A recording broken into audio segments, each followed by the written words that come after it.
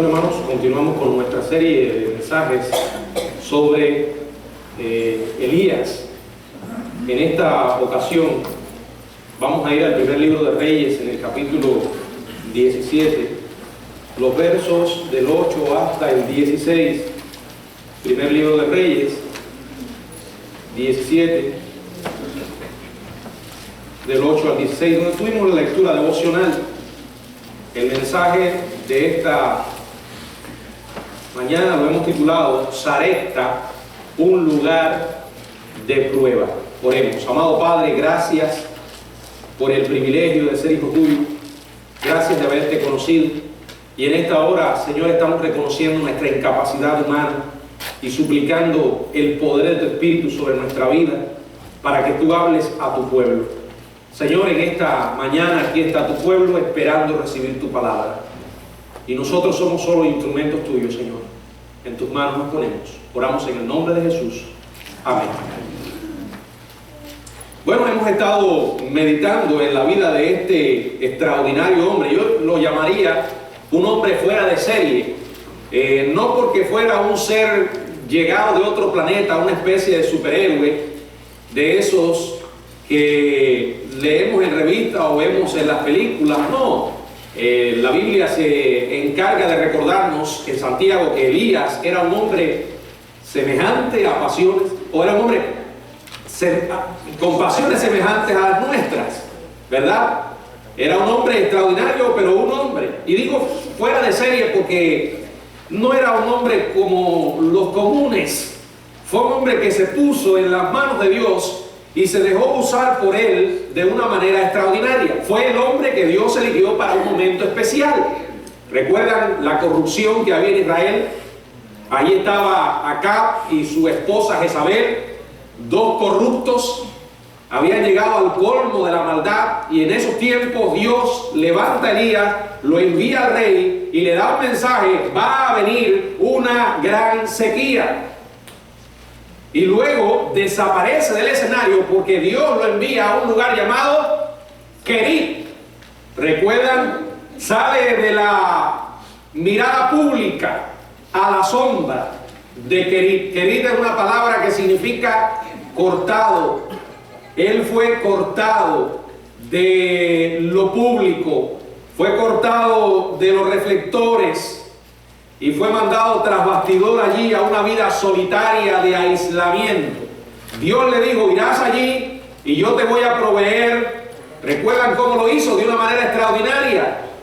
Con los cuervos le enviaba el sustento, y allí estaba un arroyo proveyéndole el agua, pero un día el arroyo se secó. Querit era un lugar donde Dios entrenó a Elías para que llegara a convertirse en el hombre que Dios quería que fuera. Pero ¿terminó Dios allí con Querit el entrenamiento a Elías? No. Le faltaba una prueba mayor, un tiempo mucho más exigente, en un lugar llamado Sarepta, el lugar de prueba. El arroyo que se secó solo había sido el comienzo. Dios tenía planes más extraordinarios para Elías. Lo quería llevar mucho más allá de los apacibles días de aislamiento y meditación, viviendo junto a aquel tranquilo arroyo, con aves trayéndole fielmente sus comidas. Era una vida sin interrupciones, era pura rutina. Sin embargo, cualquiera que va a ser utilizado por Dios necesita ser entrenado aún más. Y Dios había reservado para Elías un momento mucho mayor, una experiencia mucho mayor. Tenía que enfrentarse a Sarepta. Quiero que observen algo, hermanos. A mí la vida de Elías me apasiona extraordinariamente por la clase de hombre que fue y las cosas que llegó a hacer. Después que él sale de Sarepta, como veremos en los mensajes que vienen, se enfrentó a un extraordinario reto, a una mujer que se le muere su hijo y le pide a Elías que haga algo. Y este hombre sin tener nada como precedente al cual acudir y decirle: Dios, ya tú lo hiciste una vez, tú puedes hacerlo de nuevo, se atreve a pedirle a Dios que le devuelva la vida a ese muchacho. Y así ocurre.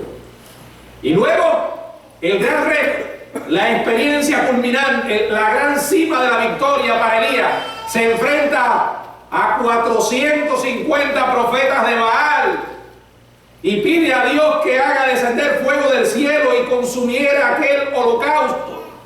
Y luego termina acabando con la vida de aquellos profetas idólatras.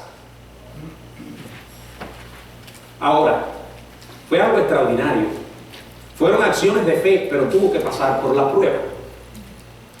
De eso precisamente hablábamos en la mañana en la lección de la escuela dominical, ¿verdad? Recibimos la lección de que Dios nos prueba porque Él quiere que nosotros vayamos a un plano superior.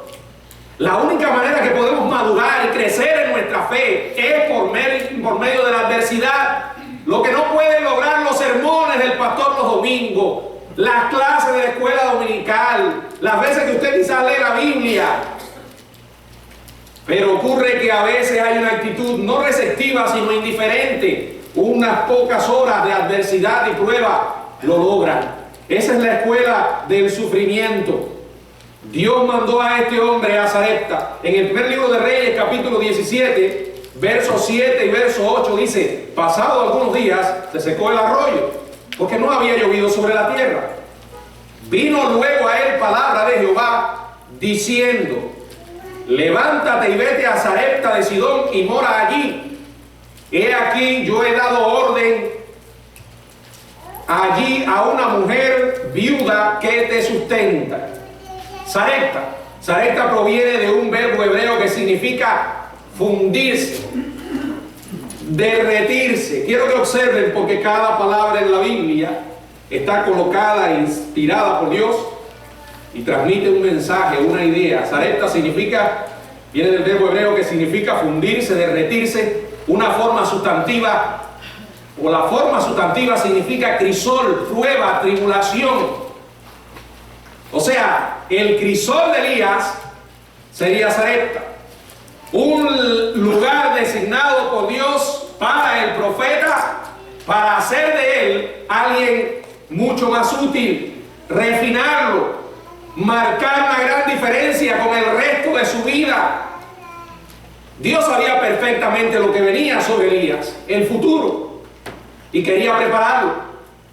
Sabía además la clase de fortaleza que él necesitaba para las experiencias que vendrían, y quería entrenarlo.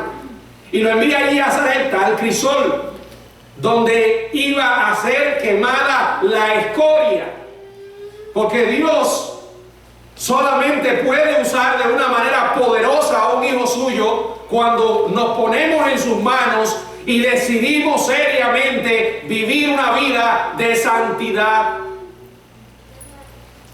Porque, amados hermanos, donde hay pecado, donde hay áreas en nuestra vida que el Señor no está trabajando, no hay poder.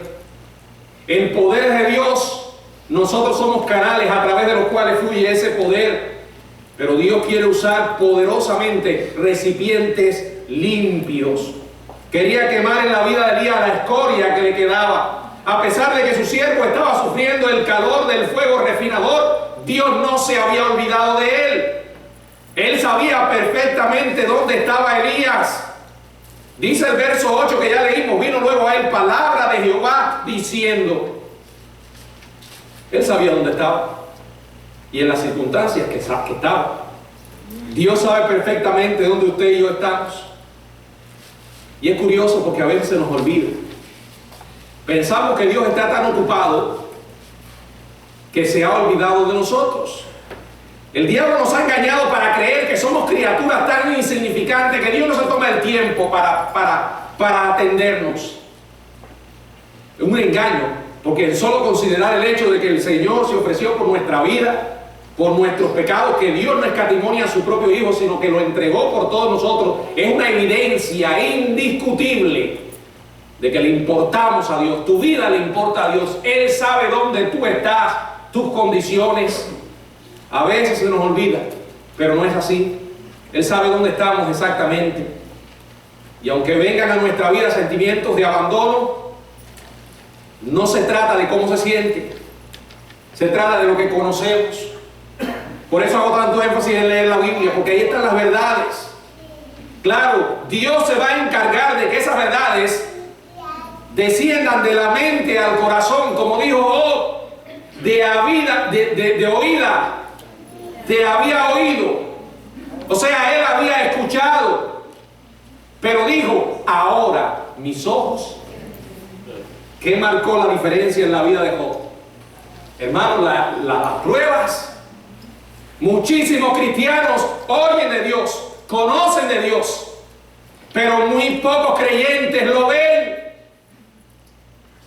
Estoy hablando de una relación más profunda con Él, de dejar que ese conocimiento teológico, bíblico, sea una realidad en nuestra vida y que su poder, que lo conocemos, es un poder sobrenatural, sea también una realidad en nuestra vida diariamente.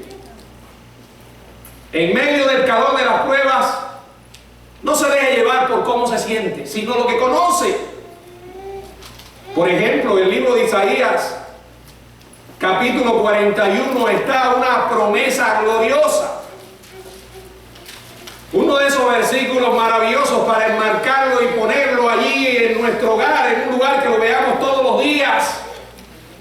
Cuando nuestra fe vacilante se manifieste, cuando nos parezca que Dios se ha olvidado de nosotros, cuando las puertas humanamente se nos han cerrado y no vemos luz al final del túnel. Isaías 41:10, no temas porque yo estoy contigo, no desmayes porque yo soy tu Dios que te esfuerzo, siempre te ayudaré, siempre te sustentaré con la diestra de mi justicia.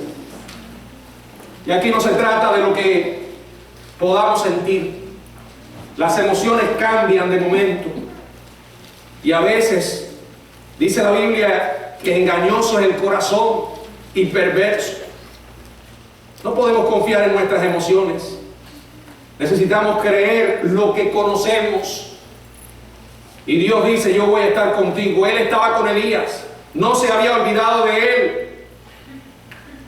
Dios le estaba diciendo, sé dónde te encuentras y además sé a dónde vas a ir, Elías.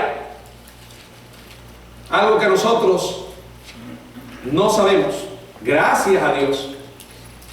¿Le gustaría a usted saber a dónde va? Lo que le depara el futuro. Yo estoy contento de no saberlo. Cada día le doy a Dios más gracias por su sabiduría al velarnos la posibilidad de conocer el futuro. Él es sabio. ¿Saben por qué? Porque si yo pudiera saber lo que voy a enfrentar en los próximos días o en los próximos años, honestamente, me asustaría mucho. Hasta el punto de no poder dormir. O sea, el temor del futuro me incapacitaría para vivir el presente. Pero Dios sí lo sabe. Piénselo. Él sabe dónde estará usted en la próxima semana, en los próximos años. Y créame, la vida cambia y cambia rápido. Si usted mira hacia atrás un par de años, va a coincidir conmigo en que no pensó jamás que estaría hoy viviendo en las circunstancias que vive. Y que las sendas de la vida lo llevarían hacia donde está hoy. Pero Dios ya lo sabía. Él vio el futuro. Qué maravilloso es la manera como Dios nos conduce. Un día a la vez. Paso a paso. Y eso es exactamente lo que hace con Elías. Le dice, levántate y ve a Sarepta. ¿Y qué más? Mora allí. Da solo un paso a la vez. Levántate. Bueno, esto no es tan difícil de hacer. Yo creo que Elías sin duda estaba contento de salir donde el arroyo se había secado, ¿verdad? Ya no había abundancia. Los lugares sin abundancia son fáciles de abandonar. Dios le dice, ve, tampoco estaba mal esto. Los cambios de escenario son buenos. La rutina a veces nos paraliza. Porque ciertamente la vida así es. Si usted es un mecánico, todo lo que va a hacer todos los días es arreglar autos. Si su responsabilidad es limpiar, esa monotonía de limpiar y limpiar, podríamos citar muchísimos ejemplos. Es bueno un cambio de escenario. Levántate, ve. Pero ocurre algo que él no esperaba. ¿Cuál fue la otra orden? Mora allí. En otras palabras, te vas y te quedas. Vas a habitar allí. Y es allí cuando las cosas se ponen difíciles. Creo que todos podemos pasar momentos de prueba y ser fácil de aceptar. Porque es algo temporal. 1 o tal vez 2 horas. 1 o tal vez 2 días. 1 mes o tal vez 2 meses. Pero no nos gusta ir y quedarnos, ¿verdad? ¿Recuerdan cuál fue la primera orden que Dios le dio a Elías? Ve al arroyo y vive allí. Pero ahora le dice, sal de Querib, baja a Sarepta y te vas a quedar allí. Cuando Dios le dijo esto a Elías, se encontraba en Querib, que estaba en algún lugar, porque recuerden, no sabemos ni dónde quedaba esto exactamente, en algún lugar al este del río Jordán. Sarepta de Sidón estaba ubicada muy lejos al occidente, sobre la costa del Mediterráneo, a una distancia de por lo menos 160 kilómetros de Querib. En aquel tiempo no había bus, no había nada, aquello era con las suelas de las sandalias, ¿verdad? Significaba una larga caminata a través de un territorio abierto, peligroso, en el que Elías era un hombre buscado, se pagaba por su cabeza. El rey Acab estaba buscándole por todas partes. Él había ido al rey y lo había desafiado. Aparte de que el rey no servía para nada, la mujer que tenía debe haberle dicho, ¿y ese que se cree? Búscalo y acaba con él. Bueno, después ella se encargaría no de usar al rey, de hacerlo ella misma. Cuando Elías mata a los 450 profetas de Baal, le manda a decir, voy a acabar contigo.